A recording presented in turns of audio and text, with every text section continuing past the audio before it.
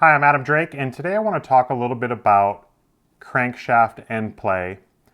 And this is something that I see or hear, receive a lot of emails about from people who get a new engine.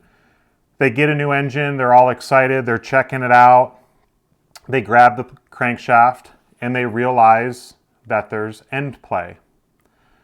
Now, the reason for this is because the clutch is not assembled on the engine. So when you install the collet, put the flywheel on, and then tighten the clutch nut down, it will essentially pull the crankshaft out and hold it in place. One tip though, you'll want to make sure sometimes when you put the collet onto the crankshaft, it's really tight. So when you're pushing the collet onto the crankshaft, you want to make sure that you pull the crankshaft out.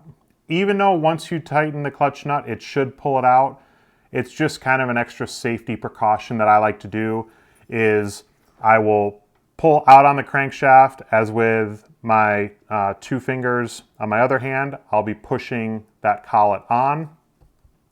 From there, I use just a little bit of thread lock before installing the flywheel and the clutch nut. But that little bit of end play is not anything to be worried about unless you have that end play after installing the clutch. But you want to be careful, especially when you have a brand new engine. You don't want to be jamming this crankshaft in and out. You don't want the crankshaft rubbing on the back plate. And if you push in, the crankshaft and the rod will rub on the back plate. But that's normal with a new engine without having the flywheel and clutch nut installed. So I'll show you a little closer look just how much the crankshaft moves.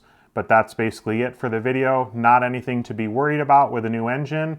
You'll want to just install the flywheel, clutch nut, check it, and from there should be very little to no end play, and the crankshaft and rod should not be able to rub or touch the back plate.